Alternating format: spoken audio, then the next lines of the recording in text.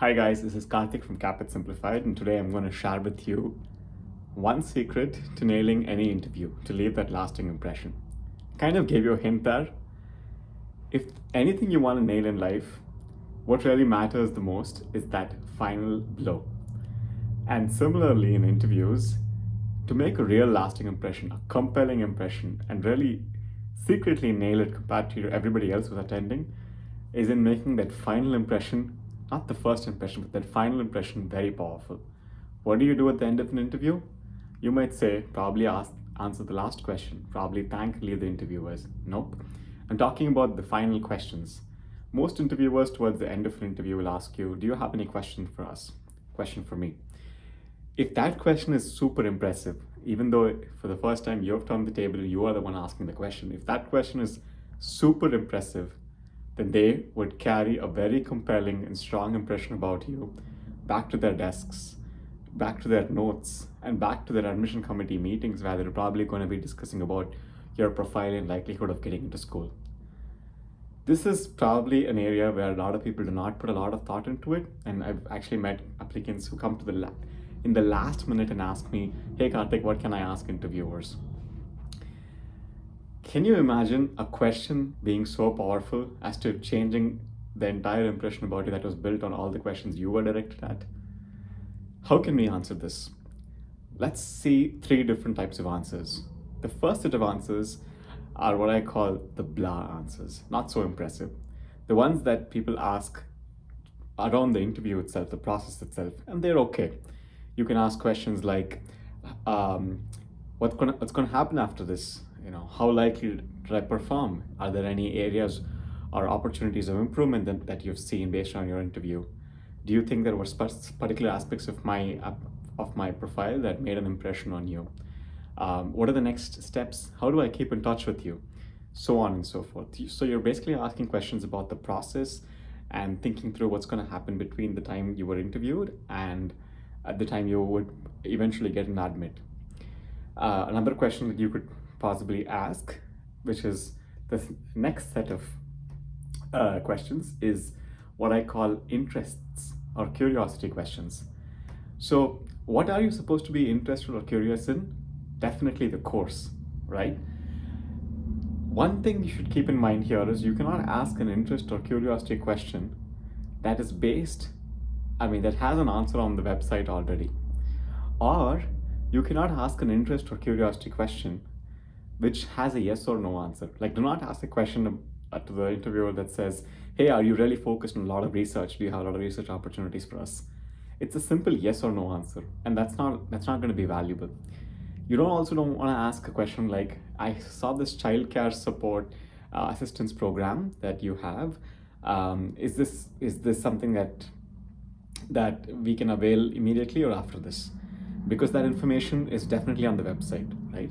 So when you pose this second level of interest or curiosity question, it should be a question that's directed on the school, but it could be on the school, it could be on the faculty who's sitting right in front of you. You can ask them something, but what's most important is that it should not be a yes or no question. It should not be a question that gets an answer from the website itself.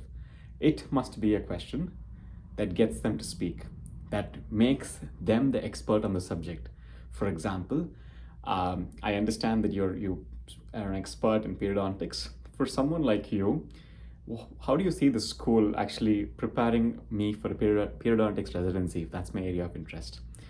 How do you see our school actually bringing in interdisciplinary research or evidence-based research in the specific area of orthodontics? Have you seen examples where faculty can collaborate with students like me outside the classroom as well? Questions like these. So you see, I am taking a question that demonstrates my curiosity or interest to know more about the school that I'll be joining eventually, to know more about the professor I'll be learning under, the faculty I would be a research assistant to, the dentist who I would be assisting or working under somebody's license. So I'm showing genuine interest or curiosity towards them by asking them questions on which they have an expert opinion. You want to listen to their opinion, you want to listen to their judgment, You want to listen to their perspective. You don't want them to confirm a yes or a no for an answer that you already know, or say that pose them a question which hasn't clear answer on the website. That's not well thought through, right? So we've seen two levels of the questions. The first level is the blah level. The second level is the interest or curiosity level. The final level is what I call the impression level. How do you make an impression with a question, not an answer? Very simple.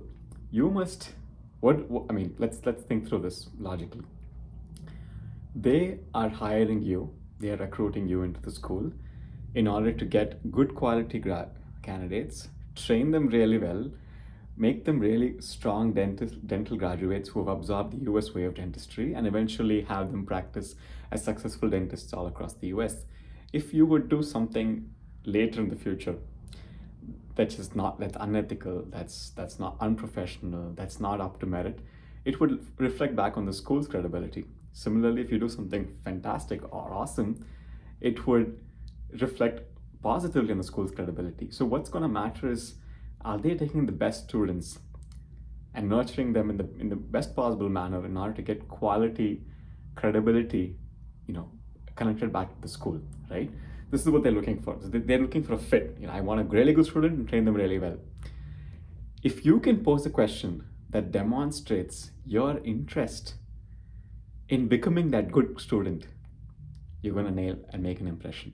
Let's see a sample question. I come with a lot of experience in this particular domain, and I would love to share that with a bunch of the local students who have different ways of dentistry. Are there opportunities in your school where I can, teach the knowledge I know and use that as a learning opportunity as well through the questions I'm posed at? There you go. You're already talking about how you will contribute in that system and improve the school, the school's credibility by contributing to the system. That's one question. Another question could be something like, I wish to eventually pursue a residency program in this thing, and I'm aware that CU's or whichever school you're applying to, Buffalo's DDS program is pretty profound in giving us a strong clinical foundation. What do you think I should be focused on in my 2 years of DDS as I start applying to residency? You see, I'm already trying to project to them what my future would look like, what kind of a dentist I would be, how I would contribute back to the school, how I would improve my skills, and then I'm asking them, tell me how you can help me get there. So this demonstrates to the interviewer that, oh, he's very clear where he's going to get. Let me help this candidate by giving an informed opinion about their career goal. Because what's going to happen is, if I help answer this question to this candidate right now, they're going to become an invaluable asset for me. They're going to become a highly qualified dentist, a highly ethical dentist, a highly trained dentist, a highly educated dentist, a highly successful dentist, something like that. Another question could be something like, I wish to pursue social entrepreneurship, or at least have an element of social entrepreneurship in my private dental practice, or something like, I wish to eventually get into corporate dentistry because I've worked in corporate dental chains in the past. Are there good, industry collaborations that Buffalo has that I can leverage in order to make an impression early with these recruiters and eventually get into that program?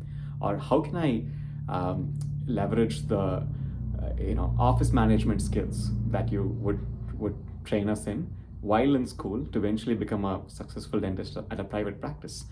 So you get it, right? You are asking how the school will get you towards your goal of excellence, which tells the school or the interviewer that you will become excellent.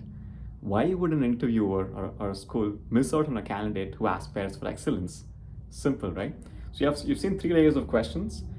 You see obviously the biggest percentage population at the blah questions. A few of them show interest or curiosity, and a very few connect the question to their long-term goals and ask and make an impression with the question itself. So you can choose which layer your questions are. If you have the opportunity to ask more than one question, it's good to mix up a few of them. There's no problem, but make sure you at least think through a lot and process and see if you're able to make one question at the impression level. Can I ask this one question that connects my long-term goal with what the school has to offer and get an informed opinion or perspective from the interviewer sitting right in front of me, they would definitely be impressed. All right, guys, I'm at the end of 10 minutes. I don't want to take this even further. All the best and rock your interviews.